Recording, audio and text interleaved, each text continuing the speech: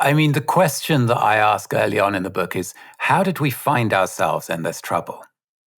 And I'm talking at that point primarily about climate change, but I'm saying, climate change asks us questions that climate science cannot answer. And I say that having sat in a lot of rooms with climate scientists over the years and become friends with some of them. And I say it partly as a gift to them to let them off the hook of what's being asked, which is that they do all the work of knowing the trouble we're in and telling us what to do about it, which is more weight than it's fair to put on the shoulders of science.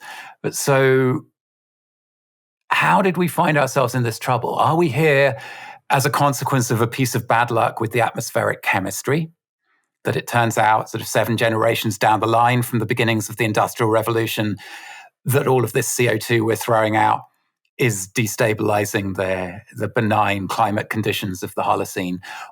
Or did we find ourselves here as a consequence of a way of approaching the world, a way of seeing and treating everyone and everything that would always have brought us to such a pass, even if the atmospheric chemistry had been different? And I mean, it's sort of pretty clear from the way I'm talking which way I answer that question. But the point that I'm making with it is that one way or another, we have to, like any response to climate change is going to imply an answer to that question. And depending on which way we answer it, we're actually going to respond quite differently. Because if we think it's all about a piece of bad luck with the chemistry, then our answer is going to be all about techno fixes and, trying to just find ways of correcting so that we can continue on a sustainable version of the way we were doing things before we realized that this stuff was getting us into trouble. Whereas if we're here as a result of a way of approaching the world, then that has to push us towards a deeper inquiry. And it takes us into the kind of territory that Paul and you and I are all talking about, approaching it with different languages, but with a lot in common, I think, in the way that we're trying to describe it. And I was very struck recently by an Islamic philosopher, Muhammad Amr Mezian, who's talking about this.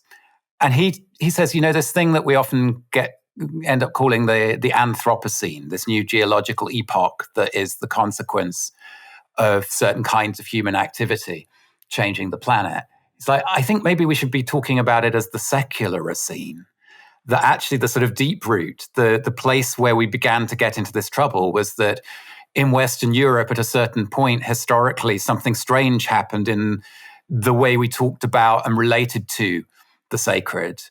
And Muhammad's way of saying this is, he says, heaven didn't go away. It got relocated. So modernity sort of changed the address of heaven from somewhere beyond, somewhere other, somewhere, up there or under the surface of ordinary reality, and relocated it to the future if we work hard enough. And so it became this project of trying to realize, trying to immanentize the eschaton, trying to realize total freedom and total security on Earth in a material way, secured by human endeavors. And then he came out with this amazing line, and he said, the earth never asked to bear the weight of being heaven.